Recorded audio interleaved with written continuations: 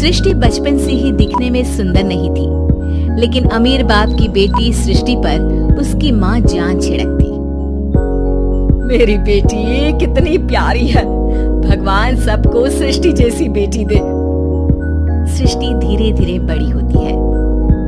एक दिन सृष्टि की सहेली कहती है, तू दिखने में कितनी अजीब सी है, लेकिन मैं जानती हूँ हम सब में सबसे अच्छी शादी तो तेरी ही होगी। तेरे पापा अमीर जो है, और बता नहीं सकते यार, दहेज तो हर कोई देता है, ये क्या ज्यादा ले जाएगी अपने पति के लिए? अरे बड़े शहर में कोठी है इसके पापा की। अरे पापा की है ना, कौन सी इसकी है? इसकी होती तब तो कोई भी लड़का इससे शादी कर लेता। अरे पापा की मतलब पापा की है तो मेरी ही है ना? किसने कहा?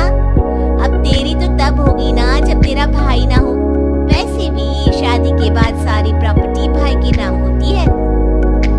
सृष्टि समझ जाती है कि उसे किसी भी हालत में माँ बाप की सारी प्रॉपर्टी को अपने नाम करना है, लेकिन कैसे? एक दिन सृष्टि का भाई शीनू कहता है, बहन क्या कर रही है? तुझसे एक बात करनी है। अरे हाँ करना, मैं तो तेरी बहन हूँ। बहन मेरी लाइफ में ना एक लड़की है, बहुत अच्छी है। मैं सोच रहा हूँ माँ और पापा से बात करूँ शादी के लिए। सृष्टि को समझ में आ जाता है कि भाई की शादी होते ही भाभी उसे एक दिन भी घर में बर्दाश्त नहीं करेगी। क्या बात है भाई, बताना कौन है वो? यार वो बहुत अच्छी लड़की है, पढ़ी लिखी है, मेरे साथ जॉब भी करती है। एक प्रॉब्लम है। प्रॉब्लम? क्या प्रॉब्लम है भाई? यार वो शादीशुदा है, लेकिन उसके पति ने उसे सिर्फ इसलिए छोड़ दिया क्योंकि उसके माँ बाप दहेज नहीं दे पाए। सृष्टि ये सुनकर न जाने क्यों खुश हो जाती है। अरे भाई तो क्या हुआ, लड़की तुझे तो पसंद है ना? शीनू को लगता है कि बहन उसे समझ रही है।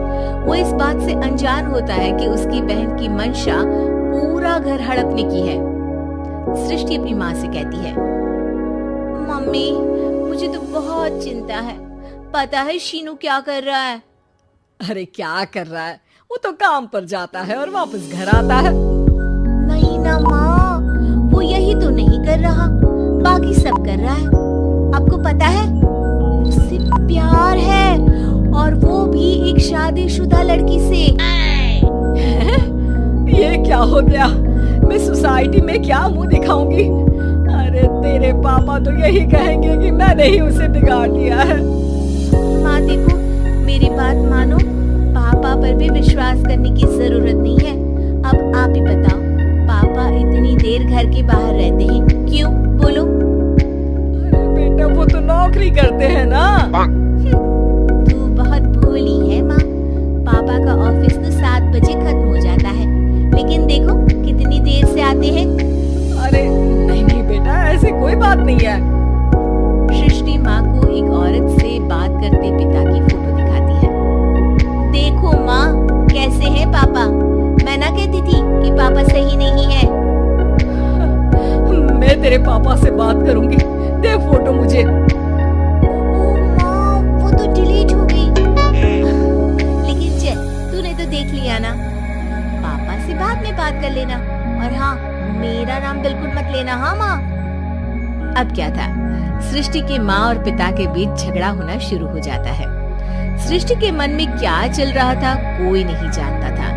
एक दिन, माँ सृष्टि के लिए एक लड़का देखा है, वो लोग शाम को उसे देखने आने वाले हैं। और हाँ माँ, एक खुशखबरी, मैं और पापा मिलकर एक नया बिजनेस ट्राई कर रहे हैं। शाम को लड़का आता है, सांवले रंग का। सृष्टि को तो बिल्कुल भी पसंद नहीं आता।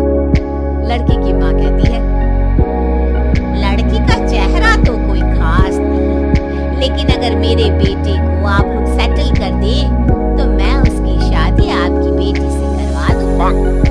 सृष्टि को लड़का बिल्कुल पसंद नहीं था। उसे भाई पर गुस्सा आ जाता है।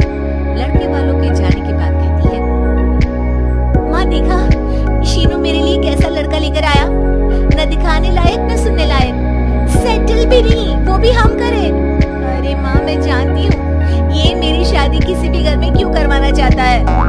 अरे कैसी बात कर रही है बहन, तूने तो देखा ना, लड़के को मैंने ही मना कर दिया तुझसे शादी के लिए।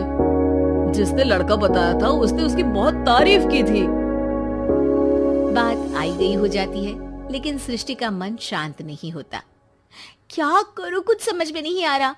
मेरी शादी हो गई तो ये लोग पूरी प्रॉपर्टी शीनू के नाम कर देंगे, मेरे हाथ तो कुछ लगेगा ही नहीं। तभी सृष्टि को आइडिया आता है। वो किसी वकील को फोन करती है। जी देखिए, अगर आपके मम्मी पापा का तलाक हो जाता है तो आपके पिता की आधी प्रॉपर्टी आपकी माँ के नाम हो जाएगी, फिर उसे वो किसी को भी दे सकती है।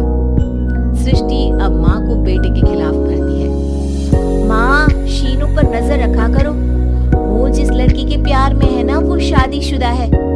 यहाँ आएगी, सारा पैसा रुपया जमीन जायदाद सब हड़प लेगी। पापा का भी हाल तुमसे छुपा नहीं है। ऐसा ना हो कि मैं और आप एक दिन सड़क पर भीख मांगे। हे भगवान, मैं तो जीते जी मर जाऊंगी अगर ऐसा हो गया तो। ऐसा हो गया नहीं माँ, ऐसा ही होगा। अभी समय है, आगे का सोच लो। मैं तो कहती हूँ पापा से आधी प्रॉपर्टी लेकर अलग हो जाओ। पापा की आधी प्रॉपर्टी भी हम लोगों को अगर मिल जाती है ना तो अगले 7 जन्म सफल समझो। बेचारी माँ बेटी के कहने पर पति से तलाक लेकर अलग हो जाती है। सृष्टि अब पैसों से गाड़ी और अपने दूसरे महंगे शौक पूरे करने लगी। उसके दोस्त भी उसके पैसे इस्तेमाल करते। सृष्टि, कल तुम कहाँ थी? मैं सारा दिन घर पर अकेली थी। तो मैं क्या करूं? मैंने ठेका तो नहीं लिया है ना तुम्हें संभालने का। माँ को सृष्टि से ये उम्मीद नहीं थी। वो बैठकर रोने लगती है। वहीं उसका पति यानी कि सृष्टि के पिता आ जाते हैं। मैं जानता था कि तुम्हारा यही हाल होगा, तो आपने मुझे रोका क्यों नहीं? मैं रोकता तो तुम रुकती क्या? सृष्टि के कहने पर तुमने मुझ पर अपने बेटे पर शक किया, लेकिन तुम ये भूल गई कि कैसे हम दोनों ने मिलकर जीवन में इतना सब खड़ा किया। माँ पति के गले लग जाती है। मुझे माफ कर दीजिए, मैंने आपकी कमाई का एक बड़ा हिस्सा गवा दिया। कोई बात नहीं, तुम साथ हो तो मैं ऐसी 7 प्रॉपर्टी खड़ी कर दूंगा। तभी वहाँ सृष्टि आ जाती है रोते हुए। माँ, मयंक ने मुझे छोड़ दिया। वो बोल रहा था जब तक मेरे पास पैसे थे तब तक ही वो मेरे साथ था। पापा, माँ, मुझे माफ कर दीजिए।